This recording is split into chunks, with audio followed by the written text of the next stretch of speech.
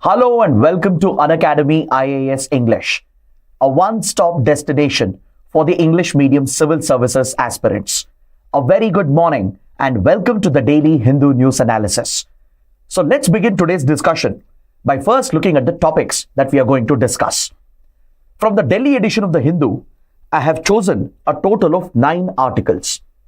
In fact, today's newspaper, being the Sunday newspaper, it is very interesting and loaded with some insightful articles. So let's cover them comprehensively so that you don't have to go back and read the newspaper again. If you guys are benefiting from our initiative, do support us with your likes, your comments, and don't forget to subscribe to our channel. So let's start the discussion. Today's newspaper has plenty of articles related to a stunning development in West Asia. The crisis in Syria has erupted. Just the other day, we had a detailed discussion on this topic. So today, we have many more updates regarding what's happening in Syria. There have been reports that Syrian President Bashar al-Assad has fled, he has disappeared, he is nowhere to be found. The rebel group HTS, Hayat Tahrir al-Sham, has quickly run over multiple cities from Aleppo to Hama and Homs. And according to news reports, they have surrounded even the capital, Damascus. In many ways, it reminds us of the quick takeover of Afghanistan by Taliban in 2021. And right now, Syria faces a possible complete collapse and a descent into civil war. So since there are multiple articles today, what I'll do is I'll not cover them. Why? Because yesterday, we have done a special session on this very topic. Me and Sarmad sir had a detailed conversation on this critical topic and the video is uploaded on our YouTube channel. So I urge all of you to watch this session. It's a short 18-minute session and the link for this session is provided in the description box of this video. So please click on the video after this session ends and do ensure you are up to date with all these developments. And do let me know in the comments, what do you think about the crisis in Syria, how it might affect the region and India. Now, before we start with the other articles, we have a very important announcement. Unacademy is very glad and proud to be marking its 9th anniversary. And as part of the occasion, on 10th of December at 7 p.m., we have a special event. There's something exciting for all of you. You stand a chance to win some exciting rewards. You get to meet all your top educators with influencers as well. So do ensure you join in. And what you have to do is search for UPSC Unstoppables channel by Unacademy on YouTube. And there you will see the stream link and you can set a reminder, set a notification so that you can join us live at 7 p.m. on the 10th of December. The link is provided in the video description as well. With this, let's get started. We have a very important article on page number, a tungsten mining project, which the central government has recently auctioned in Tamil Nadu near Madurai. So this mining project has triggered a big controversy, a political controversy. There has been a lot of opposition in Tamil Nadu from local politicians, environmental activists, and the local villagers. The Tamil Nadu government also has demanded that the center should cancel this license which has been provided to a mining company.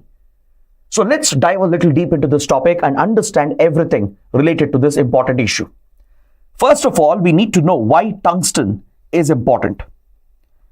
Tungsten is a rare metal and it has some unique special properties which makes it a very, very valuable metal in the industry, especially in strategic industries.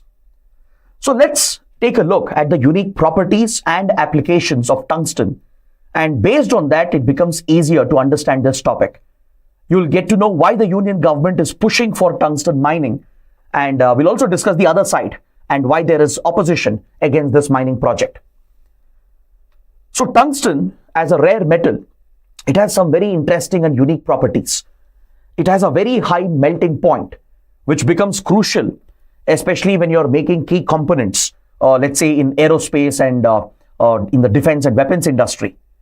For example, when small parts and components of jet engines is being manufactured, a high melting point is critical.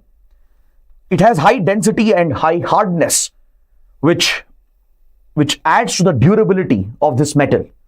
And it is a good conductor of electricity. It has good thermal conductivity and a very low coefficient of thermal expansion. So these unique properties of tungsten is what makes it a very precious, valuable metal across several critical industries. It has a lot of commercial applications as well. For example, in the jewelry industry, and as well as for manufacturing cutting tools and in chemical processing industries.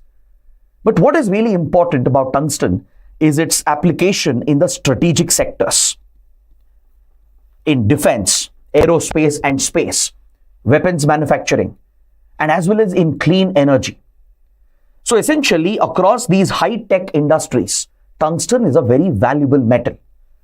In electronics industry as well, tungsten is used for electrical contacts because of its high melting point and low thermal expansion. In aerospace industry, as I was pointing out, it is primarily used for making these minute components in engine part, in jet engines, and also for radiation shielding. In the weapons industry, tungsten carbides, which are very durable, they are used to make armor-piercing rounds. So like this, tungsten has a wide variety of application and it has a lot of strategic value. So India may not have vast resources of tungsten, but we do have some limited ores that are available. So the government of India has been on a drive to explore these strategic critical minerals and open them for auctions and bring in private mining companies to mine these precious resources which are needed in national interests. Not just for the Indian economy, but for India's defense and security as well. But this move by the Union government has triggered protests and opposition, and that is what we need to study. Recently, the Ministry of Mines, it carried out an auction of mining blocks across the country, and a tungsten mining block near Melur in Madurai district of Tamil Nadu has been awarded to Hindustan Zinc Limited, which is a subsidiary of the Vedanta Group, which has often found itself in such controversies repeatedly. From Tamil Nadu to Odisha, Vedanta Group has faced many such controversies regarding mining projects. Now, who wouldn't remember the Niyamgiri controversy and protests led by the Dongriya Kond tribe when Vedanta Group was pushing for bauxite mining? So please take down these points as well, because whatever we are discussing here is not only relevant for economy and security, it is relevant as a social issue as well. It is relevant with regard to the linkages between development and extremism, which is part of internal security. How such projects can affect the local population, how it could lead to displacement, how it can cause social damage or environmental damage, and how it could breed resentment amongst the locals. So Ministry of Mines carried out the auction, awarded this mine to a subsidiary of Vedanta Group, and Union government says that state government had never objected to the project. Until the auction happened, which was last month in November, Central government has said it has been consulting with the state government of Tamil Nadu for many months regarding this project. And not even once, according to the Union government, the state government never raised any objection. But now, as soon as the opposition and protests began, it's being alleged by the center that now the state government is also opposing it and going against the project. So this also indicates a possible rift between center and state. The state government denies these allegations. The government of Tamil Nadu has stated that right from day one, the moment the project was proposed, that the government has been writing to the center, demanding the center to address the social and environmental concerns and not to go ahead with the project. So as of now, we don't know whom to believe. The center has a different story, the state has a different story altogether. Now let's understand what gives the authority to the center to issue these mining licenses and auction mining blocks in states. We have the MMDRA Act of 1957, Mines and Minerals Development and Regulation Act of 1957. So those minerals which are listed under the schedule of this act, with regard to these minerals, the Union government will have complete authority to grant these mineral concessions to exploit these minerals commercially in national interests. In order to aid the Indian economy and to meet our strategic objectives, the government of India can commercialize these mining blocks auction them and grant these licenses and concessions. And this is a right that is vested with the union government under the law. Now, recently, as India started hunting for strategic and critical minerals, we included a number of strategic minerals under this list, from lithium to rare earth elements, and tungsten is definitely one of them. So the union government, which has been pushing for accessing strategic critical minerals, it has expanded its focus on mining of phosphorite, graphite, vanadium, and other strategic minerals and rare earth elements. So tungsten definitely falls in the same category. Given its industrial applications in strategic industries, the government of India is very keen to ensure that we have domestic sourcing so it can meet our strategic objectives and we don't have to be heavily dependent on foreign imports. So in the Melur region of Madurai, what is unique is that there is a tungsten ore which has been found in sufficient quantity. Please write down the name of this ore, the scheelite ore. The scheelite is an important ore of tungsten that yields tungsten. So Ministry of Mines had conducted extensive surveys and exploratory activity and stumbled upon this mine, which is very lucrative. And studies have shown that the commercial exploitation would be viable, and hence the union government went ahead with the project, consulted the state government, asking for its views and opinions. But according to allegations of the union government, the state government initially never objected to the project. The Ministry of Mines has even identified the water source for this mining project as the Periyar Canal, which is important for local irrigation and drinking water supplies. So once the project was auctioned during the recent allocation of mines, that is when the public opposition broke out. The locals near Madurai, who stand to be affected by this project, and as well as civil society and social and environmental activists, they have all organized large protests in Madurai and also in Chennai, demanding a cancellation of this project. So let's understand, why is there such strong opposition? Environmental activists believe that this project will pose a significant threat to the rich flora and fauna which is found at the Melur region in Madurai district. Parts of Melur region was declared as a biodiversity-rich heritage site by the Tamil Nadu government a few years ago. So that indicates the presence of a rich biodiversity, and most likely the mining project could be a threat for the rich flora and fauna that is present over here. So primarily on these grounds, environmental activists are opposing the project.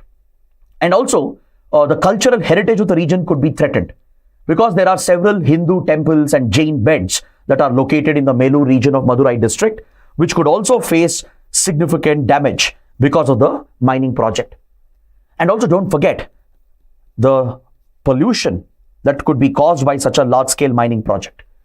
The pollution of the air, water, and soil, which in turn could have a long-term health impact on the local population. So there is no clarity as of now whether the government has taken all these concerns into account. Of course, for a project to be auctioned, a thorough impact assessment would have been done, but those details are not fully available in the public domain.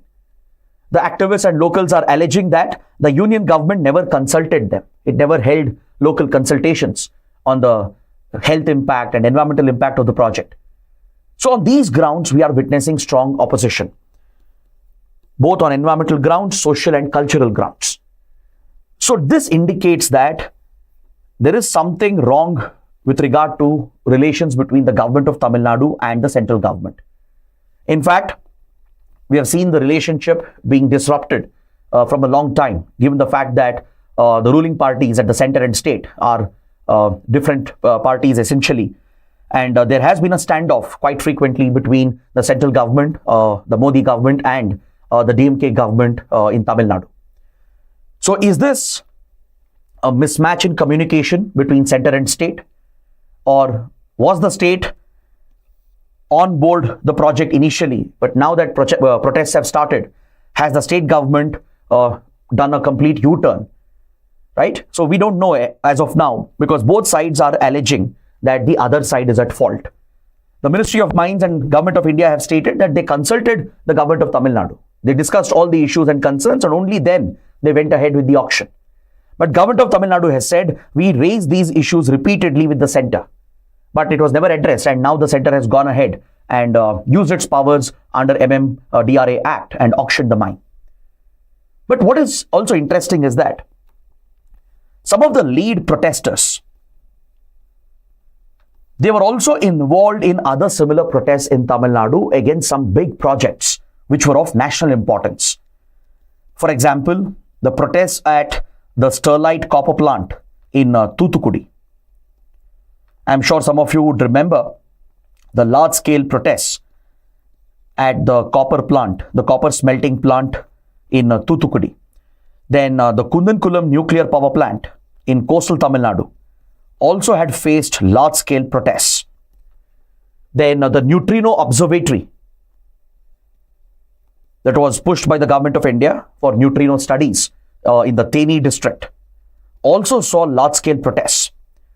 And in all these protests, some of the protest leaders are in common. They are pretty much the same. Essentially, the same groups, the same individuals are involved. So, there is one allegation, a conspiracy theory, that there could be possible foreign interference. There could be possible foreign involvement in sponsoring protesters, in triggering these local opposition against critical strategic projects of national importance. Because in Kundankulam nuclear plant project, it is Russia which is working with India to set up these critical nuclear power plants. And if you look at the Sterlite project as well, because copper again is a key mineral which is of strategic importance for the economy. And the neutrino observatory as well was seen as a project of national importance. So there is a conspiracy theory, right? But again, one needs to be mindful that this could just be a complete allegation. But there are theories that there could be possible foreign interference from actors who feel threatened by these projects, who feel that they should undermine India and not allow India to go ahead with these projects. So, in fact, the Ministry of Home Affairs and Intelligence Bureau have even considered these reports. They have even pursued investigations against certain NGOs operating in parts of Tamil Nadu, particularly receive funding from foreign Christian missionaries. So while this remains a conspiracy, there is some element of concern which has been seen in the investigations that have been launched by the Government of India. So this remains a controversial topic. That's why I said the topic could be relevant not just for economy but for security as well.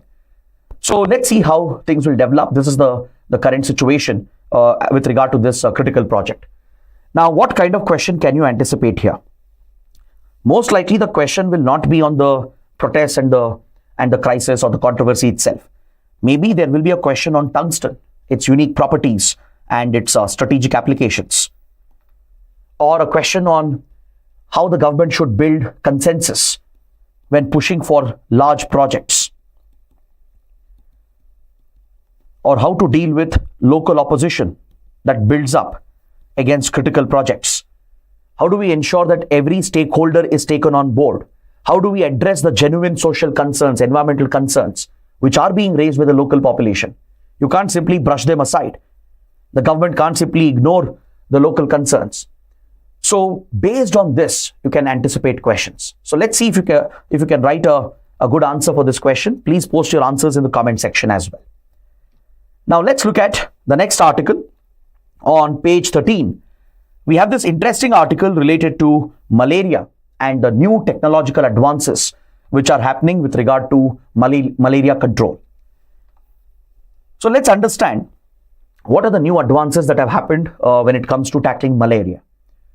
Now recently you might have heard that vaccines have been introduced to tackle malaria, especially in Africa, which has the highest disease burden, right? I'm sure you know malaria is a vector-borne disease spread primarily through the female Anopheles mosquitoes, right? The bite of the mosquito can deliver the malaria parasite from the Plasmodium group. It's the Plasmodium group of parasites which primarily cause the infection. And in several countries, the disease burden is very high, and it even leads to eventual death. So it does take a significant toll on the healthcare system of a country, especially in developing, underdeveloped countries. So this again is seen as a tropical disease, a disease of developing, underdeveloped countries. So 2 vaccines were recently rolled out. I remember covering this in one of the previous Hindu analysis sessions.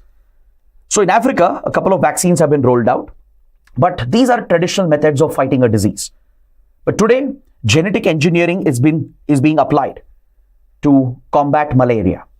And this is what the article is focused upon, how genetic modification is leading to new developments and advances in our fight against malaria.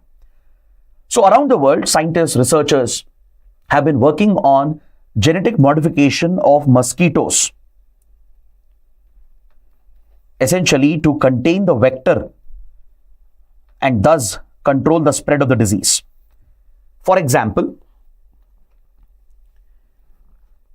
scientists have come out with a radiation sterilization technique where the male mosquito is sterilized with radiation, and this leads to the hatching of the eggs from being hatched, and essentially it prevents the hatching of the eggs, thus controlling the mosquito population itself. So while this is not exactly a genetic engineering technique, it does represent advances in biotechnology, where radiation sterilization is being used to ensure that the eggs don't hatch and thus control the population itself. Then applying genetic engineering, recently researchers have succeeded in slowing down the growth of malaria parasites in the gut. By focusing on the mosquitoes, the vectors which spread them, they've genetically engineered these mosquitoes so that the malaria causing parasite from the Plasmodium group, it does not multiply, does not spread further in the gut itself. So this is one new advance which has happened, new development. And the other is genetically modified mosquitoes, which are essentially cultivated in the lab, which play a role in containing the parasite. Basically, they spread resistance to the parasites in the wild. When these lab-grown mosquitoes are released into the wild, they will mate with other mosquitoes, and the subsequent generations of mosquitoes, right, when they carry the parasite in them, they will have an inbuilt resistance, and this helps in curbing the spread of the disease. So such different methods have evolved. So apart from vaccines, the traditional vaccines, we have used radiation sanitization, right? Radiation sterilization to target the hatching of the eggs to control the population. Plus, the mosquitoes themselves are being genetically engineered so that either the ability of the parasite to multiply and spread is curbed, or resistance is built up so that these lab-grown mosquitoes can further pass it down through breeding with wild mosquitoes, thus containing the spread of the vector population itself. But even these are slightly older methods. All these methods, which mainly focus on mosquitoes, the vector, and genetic modification related to the vector, this is also slightly older method because researchers have been working on this for at least a good 10-15 years. Now, the latest radical change in the approach to fight malaria is to use genetic modification to target the malaria parasite itself. See, this is what I like about the Sunday newspaper. There is a dedicated science and tech page where such interesting articles and new scientific advances are brought out. See, we may not need all the technical scientific details, but we need to understand at least the basics and how this could have an impact on disease control. So if you look at genetic modification being applied for the parasite itself, to target the parasite and to prime our immune system, especially our livers, to target the parasite. So this could provide us inbuilt immunity, very similar to what vaccines do.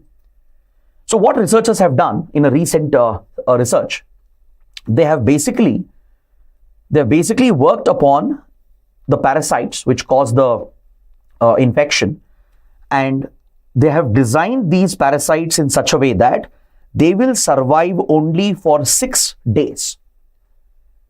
Once a person is infected with these malaria causing parasites, they will survive in your body only for 6 days. Why?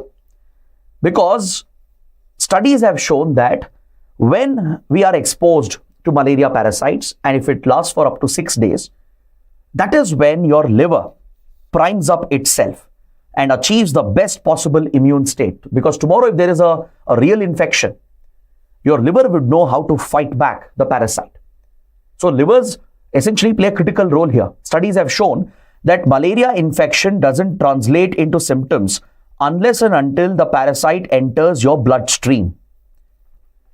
The infection will manifest into deadly symptoms only when it enters your bloodstream. So before entering the bloodstream, it is in a sort of an incubation stage, and it is primarily lodged in the liver. So in these 6 days, if we can use these modified parasites, which don't actually cause the disease, and train and prime our livers to identify these parasites and filter them or destroy them, essentially the parasite will never enter your bloodstream and it will never cause the infection. So imagine if you are bitten by a mosquito carrying the Plasmodium parasite, and it already spends a few days in your liver and then enters the bloodstream, right? That's when the infection is occurring. Now, scientists are developing these genetically modified parasites which act similarly, but they are deactivated essentially, deactivated versions of these parasites. They don't actually infect or cause a severe disease. Something similar to what a vaccine does, where an inactivated version of the virus could be used. On similar lines, this parasite, which is genetically modified, it is designed in such a way that it will remain alive only for 6 days and it will remain in your liver.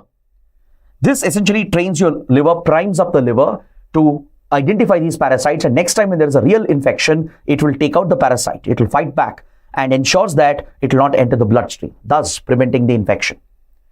So this initial study has been put to clinical trial as well, and the research paper has been brought out. And the results of this clinical trial are quite promising. It was a small study using just a few people, right? But the results are quite promising. It has shown 89% efficacy. Those who are part of the study, apart from the placebo group, the control group who received the genetically modified parasite through multiple mosquito bites, they have shown a higher resistance to the actual infection. So next time when they were bitten with mosquitoes which could actually cause malaria, right, their immune system has shown an 89% response. Essentially, the liver has shown an 89% capability to fight back and filter out these parasites and not allow them to enter the bloodstream.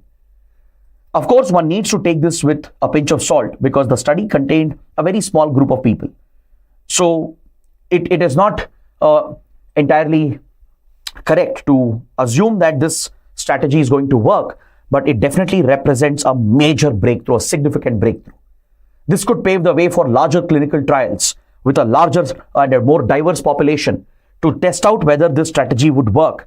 And if it does work, then we have a potential cure, a potential solution, essentially a vaccine-like solution. Don't confuse this with a vaccine. It's not a vaccine essentially. Here, the parasite itself is being modified, basically to train and prime our liver to identify the actual parasite when you're infected and filter it out so it doesn't enter your bloodstream and cause the infection. So this would be an ingenious method to fight malaria, and researchers believe it can be very cost-effective as well. So further studies and trials would be necessary, but one needs to be aware of this big breakthrough with regard to fighting malaria. So you can anticipate a question, maybe a 10 marks question for Science and Technology in GS Paper 3. Discuss the latest advances in the fight against malaria. So you can talk about the 2 new vaccines which have been introduced. You can talk about the focus of genetic modification on mosquitoes, where the vector is the target of control, where the hatching of the eggs is being prevented through radiation sterilization, or where the mosquitoes are being genetically modified and introduced into the wild, right, so that they can build resistance, spread the resistance with regard to the parasite, or where it can help in curbing the population of the mosquitoes itself. And then you talk about the new radical approach, where GM or genetic modification is focused on modifying the parasite itself to train our liver, to prime our liver, to filter out the parasite so that it does not enter the bloodstream. So one simple answer, because it's a 150 word mark, 10 mark, 150 word answer. So I don't think it should be that difficult to write a good answer for this question. Now let's look at Another interesting article on the same page related to long COVID. Long COVID has been affecting several COVID patients post the infection and post the recovery. For several months and years, several patients around the world have been reporting these abnormal conditions, which is all related to your brain health. People have been reporting confusion, mental disturbance, lack of sleep, or brain fog, as you call it, right? And even memory loss. There have been several post-COVID recovery patients, right, who have allegedly suffered memory loss. They're not able to recall certain events, certain parts of their lives. So clearly, there has been a neuro impact on the brain and the neuro system. And this is quite surprising as well, right? Of course, right from 2020, there have been reports of such symptoms. Long COVID was largely speculated, but now there is better studies, better understanding of what is happening. Even though we don't understand the entire process in the pathways, and as of now, there is no treatment, no cure.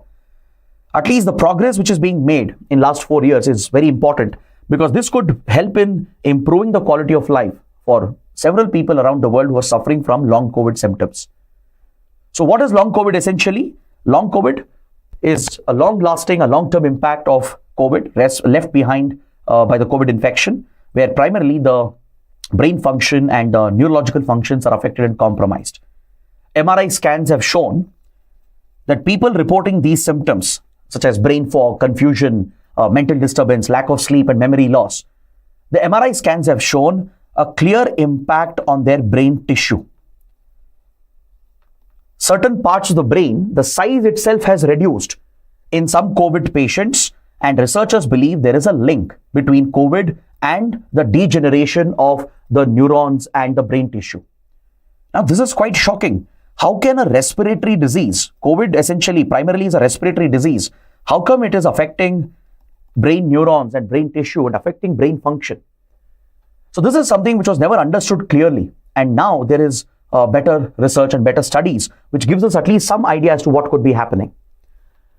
So researchers have figured out that the spike protein structure that is found on the surface of SARS coronavirus 2, which you can see here in the image. The spike protein has played a critical role, right, in enabling the virus to latch on to the receptor cells in the nasal canal, which causes the infection.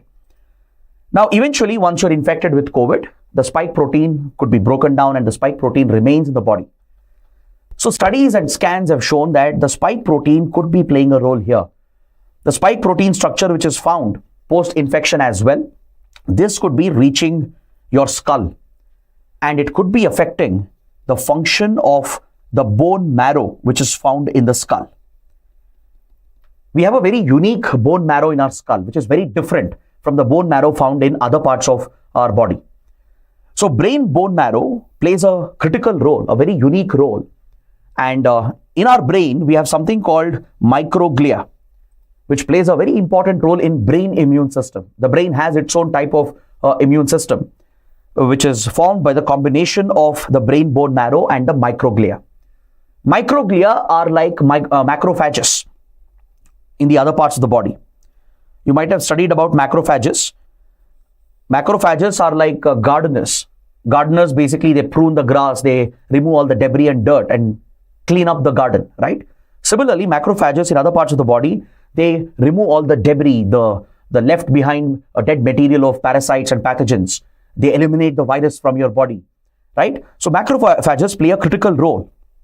They play a very important role in clearing our body from all the debris and the dead material and waste particles, including the pathogens. So microglia in the brain is similar to macrophages. It plays a similar role.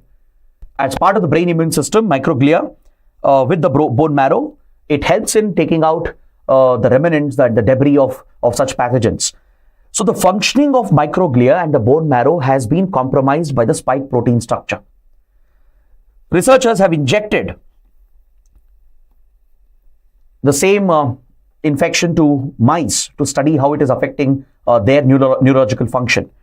And those mice affected by COVID, they reported a higher level of spike protein in the skull, clearly showing that even after the infection is gone, spike protein remains in parts of the brain inside the skull, affecting the composition of the bone marrow and affecting the functioning of the microglia. So this potentially could be affecting the neurons and the brain tissue, even leading to the degeneration of the brain tissue. Because as I said, MRI scans have shown a reduction in the size of certain parts of brain where people are reporting such symptoms. So this is quite interesting and alarming as well. Though some patients report a recovery after a certain period of time, some of them have reported a natural recovery, there are still many who are suffering from it. And as I said, there is no cure, no treatment, because we barely understand what is happening. The scientific community has a very limited understanding of the pathways of how exactly this is happening, what's the impact. Even if we ever come out with a treatment, what would be the side effects? So we are a long way from understanding the true impact of long COVID, but at least there are some breakthroughs which are happening. Again, studies have shown the presence of spike protein even in the cerebrospinal fluid. Is that clear? Even after the infection is gone, after several months after COVID infection, patients have reported presence of spike protein in their cerebrospinal fluid. So the focus of studies right now is on these spike protein structures. Are they destroying the neuron system, the brain tissue? Are they responsible for impacting brain immune system? Are they responsible for affecting brain function? That is the focus of the study. So around the world, there are multiple teams, researchers studying this phenomena, trying to find out what's happening. Because once we understand what's happening, how it is happening, what are the pathways, only then we can think about treatments and solutions to this problem. So that is why it's an important topic. So please make a note of this.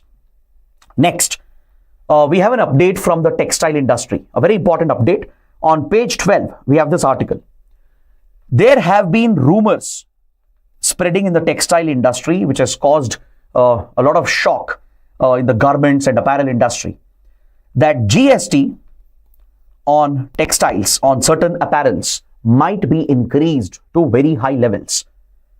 The GST Council, which basically sets the GST rates and reviews the GST which is already imposed, it had set up a GOM, a group of ministers, to provide a set of recommendations to rationalize the current GST which is being imposed. Now, the rumors say that the group of ministers has come out with a recommendation for the textile industry. What is the recommendation? The GOM has reportedly recommended to the GST Council. Again, these are not confirmed reports. Government has denied it. But it has already had an impact on the textile industry. That is why it is relevant. The rumor has it that the GOM set up by the GST Council has recommended a GST hike from 12 to 18% on apparel priced above 1,500 rupees. Now, this would be a significant jump, which means the end price of the product will shoot up, making it expensive, unaffordable for a common man. A GST of 28% has been proposed, again, according to rumors, for apparel above 10,000 rupees. Now, let's say you want to go buy a luxury apparel, right? Imagine a GST of 28% on it. This would make it inaccessible, and this could have a significant impact on consumer mindset. Now, customers will start thinking, why should I pay so much? And the industry has a fear that this could push the customers into informal channels of buying these products. Instead of buying them from formal retail stores, they might shift towards informal supply chains, and this could impact the textile and garment industry in the country. Now, this could be a significant impact if it happens, because textiles is a major industry for our country. Don't forget, it is a labor-intensive industry. India is a leading textile exporter. It's one of the major export-oriented manufacturing industries of India, on par with pharmaceuticals and automobiles, etc. Right? India is seen as a global leader in textiles. textile industry contributes significantly to our exports, to our manufacturing growth. for job creation. In most garment factories, textile factories, it's largely women who are employed. So this could even impact eventually the participation of women in the labor force. And don't forget, most of the textile, apparel, garment industries are MSME industries, the medium, small, micro enterprises. They may not be able to take the hit of such a significant increase in taxes, indirect taxes on such apparel, especially luxury apparel appears to be the focus of the group of ministers, right? But however, the CBDT and the government of India, they have denied all these reports. They have said the GST Council is yet to consider any recommendations from the GOM. And as of now, there is no such proposal according to confirmation given by the government officials. But still, the rumors have already spread and industry owners are worried, they are alarmed. Because see, don't forget, MSME is the backbone of the Indian economy. It accounts for almost 45% of our GDP. It accounts for 45% of our manufacturing GDP or manufacturing output. It accounts for a significant chunk of India's exports. It employs millions of people. MSME sector is one of the key generators of employment. It plays a crucial role in our manufacturing, in our exports, and adds to the overall country's GDP. And textile sector is primarily a MSME oriented sector, right? Plus women are dependent. It's a labor intensive sector which creates millions of jobs. So any shift in consumer mindset because of the sudden and irrational rise in taxes could push many customers away from the formal stores and chains towards informal channels. And this could deal a severe blow to the textile apparel industry in the country. So that is why several industry owners have expressed concern about these rumors. But as of now, the government is denying it. The government is saying that the GST Council hasn't yet considered the recommendations of the GOM. And as of now, there is no formal proposal to hike the GST for such apparel. So let's see how things will develop. And this is what we need to know. Because this gave us insight on the role of textile industry, the importance of MSME sector, right? How it could impact different aspects of the Indian economy. Now let's take a quick look at the prelim section. We have few prelims articles. On page number 9, we have an article related to the new age nuclear powered submarines that India is planning to design and build, which could add strategic heft to India's defense plans. See, you might have heard that India already has nuclear powered submarines in the SSBN category, right? We have already inducted a couple of nuclear powered submarines under SSBN category, which basically carry ballistic missiles on board. I'm referring to the Arihant class of submarines. They are powered by a miniature nuclear reactor, pressurized light water reactor, right? So under Arihant class, India has already inducted a couple of SSBN powered submarines which carry ballistic missiles on board. But recently, the Navy chief made a very interesting statement. He announced that India is now looking at building SSNs or nuclear attack submarines as well. We are not only building and inducting nuclear powered submarines which carry ballistic missiles on them, the SSBN category, but we are also looking to design and build SSN category, the nuclear attack submarines. So let's quickly understand the difference between SSN and SSBN. You find these names quite frequently, these terms in newspaper articles. So there could be a prelims question based on the differences between SSN and SSBN. So SSBN stands for Ship Submersible Ballistic Nuclear.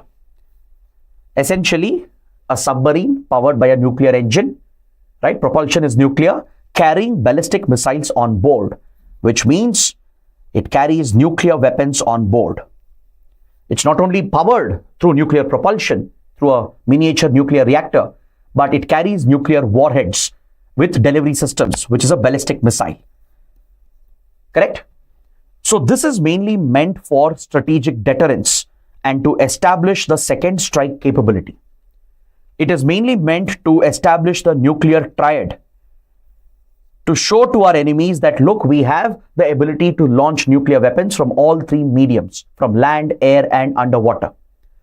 Once a country has the triad capability, which is completed with having a SSBN, which can carry ballistic missiles on board, because these submarines carrying these missiles, they can remain submerged for prolonged periods of time. They don't have to surface frequently, right? Unlike diesel electric submarines.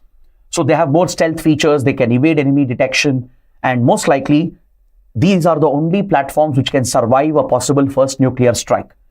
So this guarantees your second strike capability, and that's what builds the strategic deterrence. So SSBNs are much larger submarines. They are larger in size, right? Powered, of course, by a nuclear reactor, but they carry ballistic missiles on board which can deliver nuclear warheads. So they are meant mainly for your second strike capability to establish the nuclear triad and to maintain strategic deterrence against other nuclear powers. Whereas SSNs are entirely different. SSNs are also known as nuclear attack submarines. These SSNs basically stands for ship submersible nuclear. The two major differences between SSN and SSBN, one is the size and the type of weapon they carry on board. These are the two differences. SSNs are much smaller compared to SSBN. SSBN submarines, which are larger in size, they can't be maneuvered easily.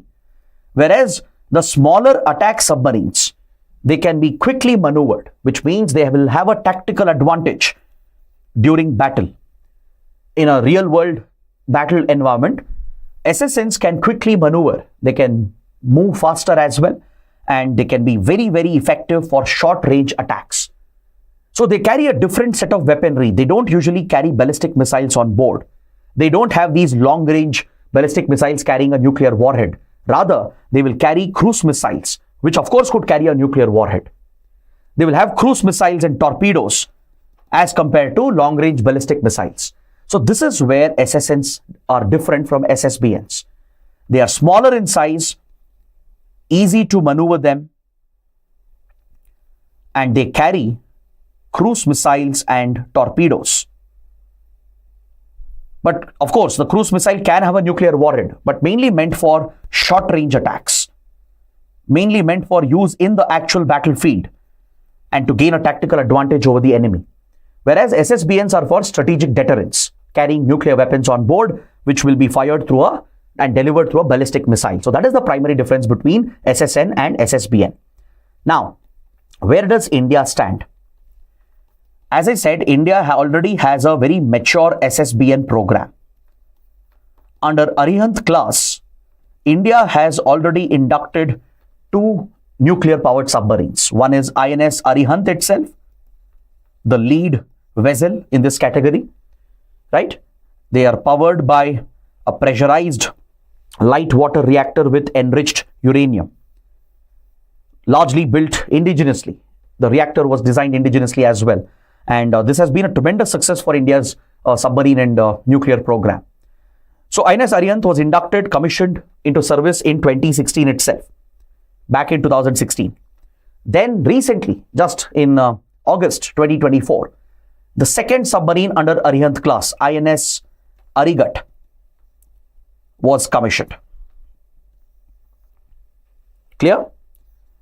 The second SSBN of India, INS Arigat, has been commissioned into service, inducted into the Navy in August, just a few months ago.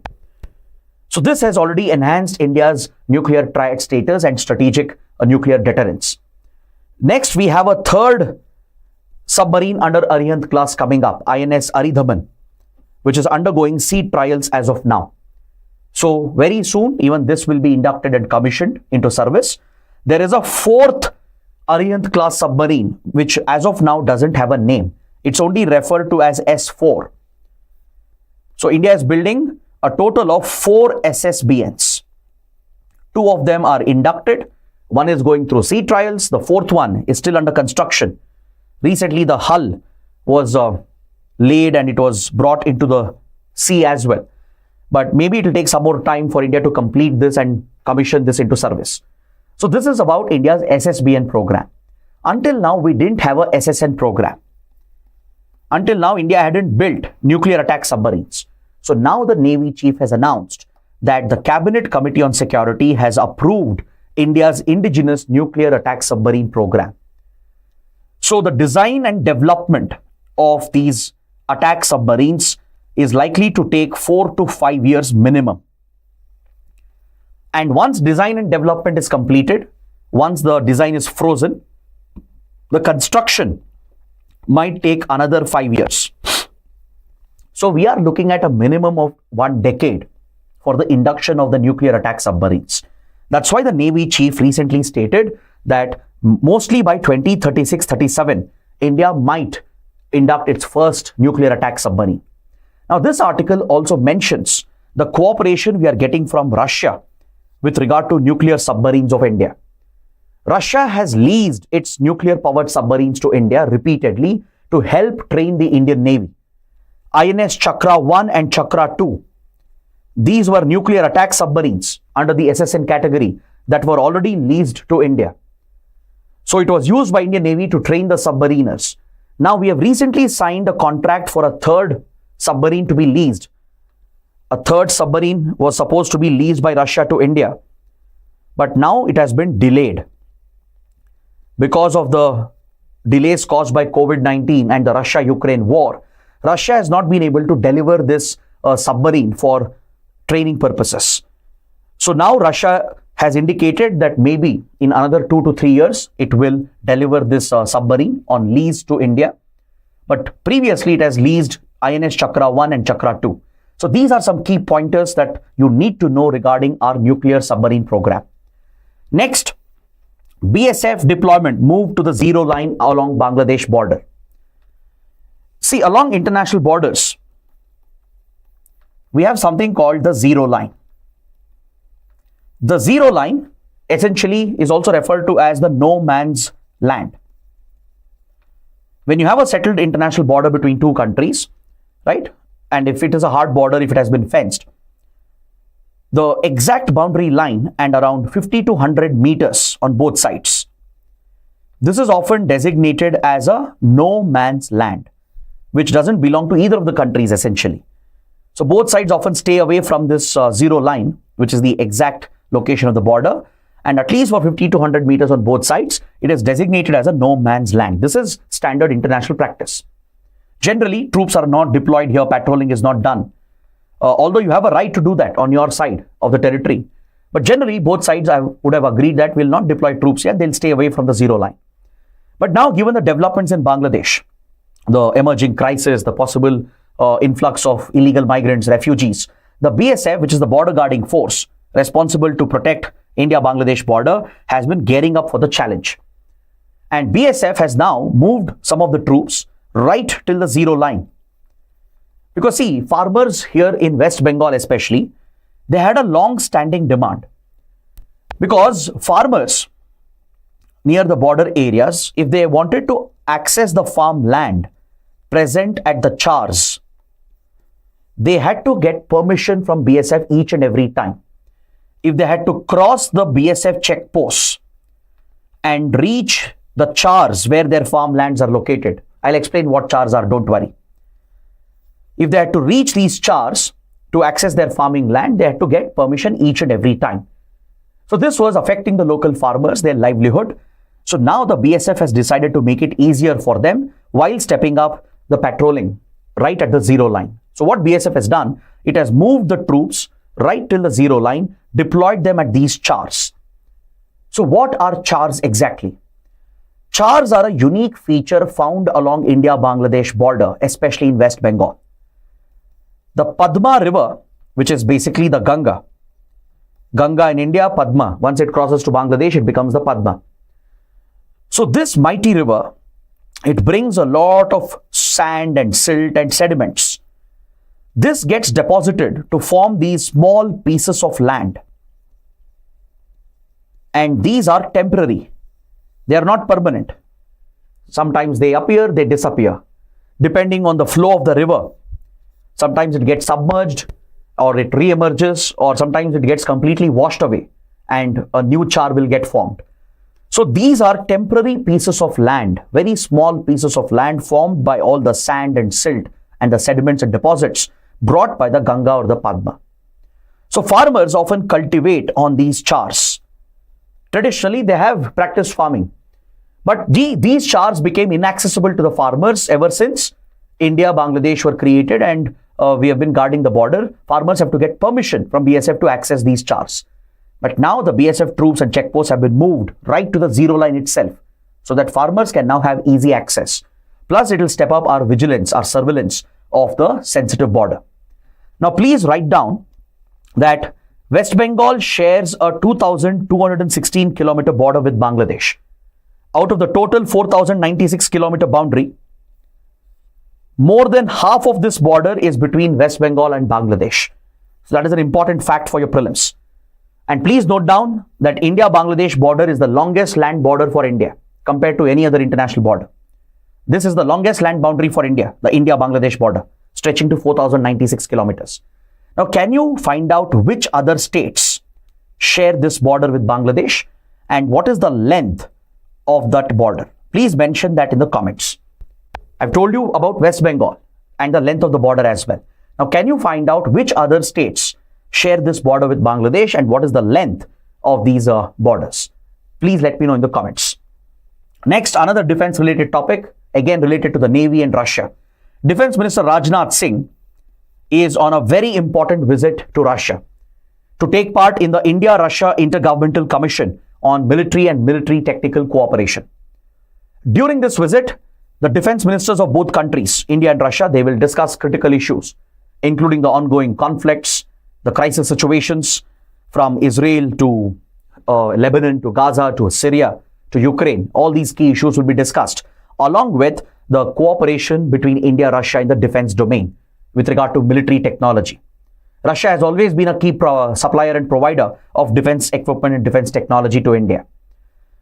So when it comes to the Navy, Russia has supplied India with the Krivak 3 class of missile frigates under Project 1135.6.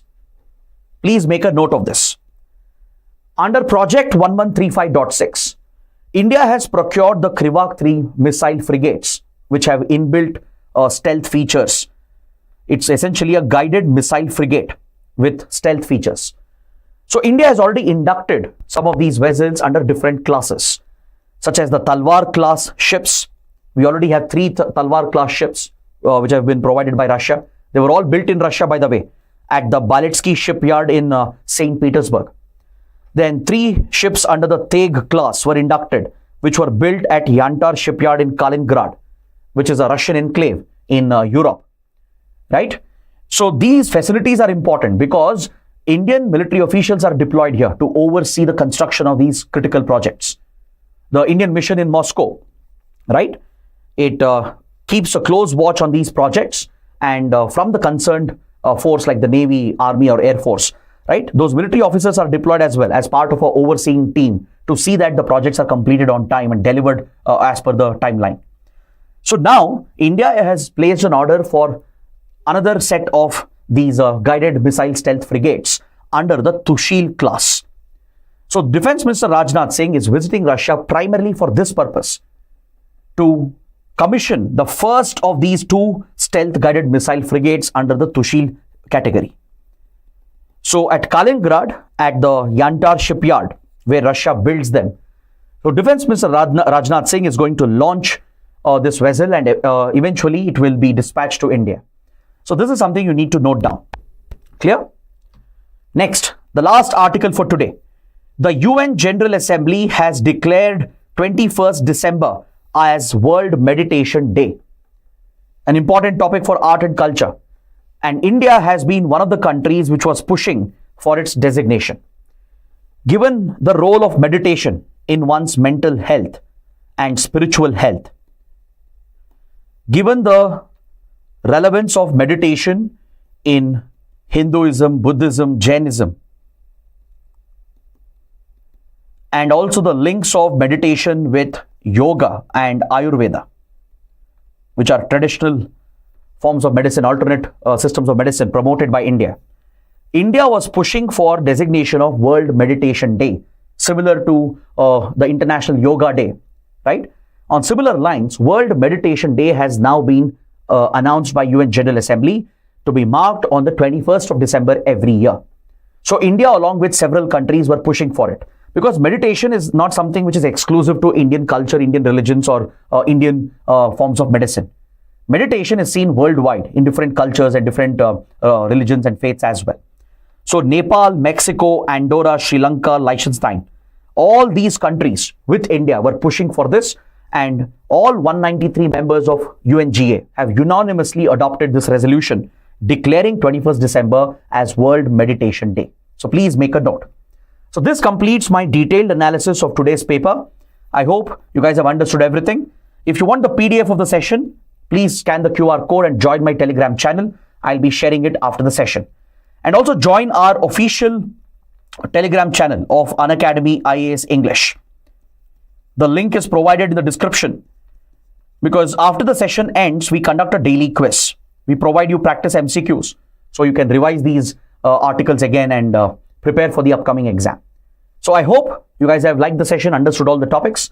Do let me know in the comments what you think, and if you liked it, do press the like button. That is it for today. Thanks for watching. We'll see you tomorrow.